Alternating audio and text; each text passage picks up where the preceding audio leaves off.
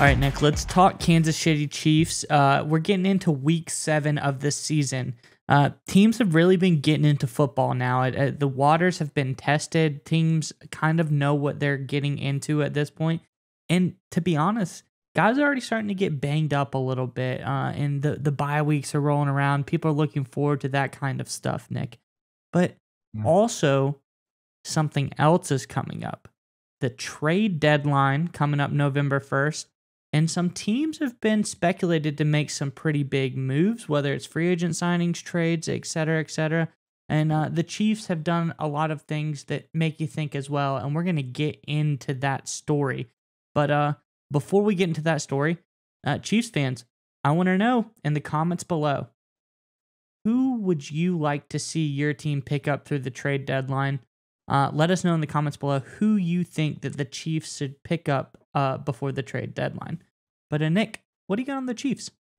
Right. So the Kansas City Chiefs, as we've talked about a bunch, is frankly, everybody knows they are one of the top contenders, not just in the AFC, but in all of football.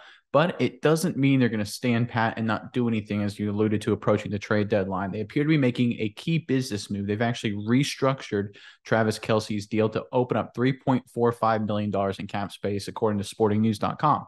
Now, what does this mean, Mai? So anytime there's any sort of business deal, the way I've always been taught is that there's two things to look at: the timing of the deal and the size of the deal. And you notice that the timing of the deal, they could have restructured his contract early in the year, preseason, training camp, at any point during that, but they waited till now. Why is that?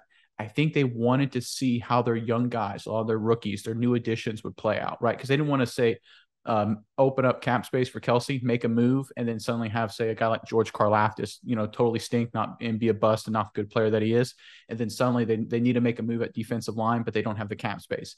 So they waited a few games, like you said, to see how things play out, see what their injury situation is like. Now it's looking like they're going to make a move. And a name that's been floated around by everybody has been Odell Beckham Jr. But this is something very interesting. And I didn't know, I'm going to give credit to Sporting News here because I didn't notice this at all. So in the offseason, Odell Beckham Jr. was asking for $7 million annualized. That's what he was looking for. I just mentioned that the Chiefs, by restructuring Travis Kelce's deal, opened up $3.45 million of cap space. My said is almost exactly one half of what Odell Beckham Jr. is asking for annualized. If they get him in the middle of the year, that's kind of almost exactly what Beckham is asking for. I mean, does it seem like the stars are just aligning here for the Chiefs to make a move at Odell Beckham? Yeah, no, it seems pretty crazy. And to reiterate your point about timing and all of that stuff, this definitely was outside of the pocket move for the Chiefs. Travis Kelce never asked for this or anything like that. He actually went into it on his New Heights podcast, so, fellow YouTuber Travis Kelce. But he was talking to his brother Jason Kelce, and he's like, "Yeah, my agent just called me one day, and he's like, hey, they want to restructure your contract." And he said, "Well, what do you have? What do they want to do?" He goes, "They just want to give you $3.45 million up front." And he goes, "So I just get the money now?" And so that was it. So it's not like he was asking for anything. They're clearly moving the money around to make a move. And I think Odell, obviously he's been linked to the Chiefs in numerous of times, but he seems like a really good fit for the Chiefs. The Chiefs have been doing very good in their own right, but I think it just makes so much sense to add one more weapon just in case. You never know what's going to happen, but especially, get Odell, as it's projected that potentially he's going to sign with them after the bye. Get him, work him in there, get him back slowly coming back from this injury. Get him in the back half of the season to get warmed up, and then boom, one of the highest graded playoffs receivers last year, graded out at an 84.7 receiving grade in the playoffs last year. Get him back for a deep playoff run, and look what it did for the Rams. They won the Super Bowl.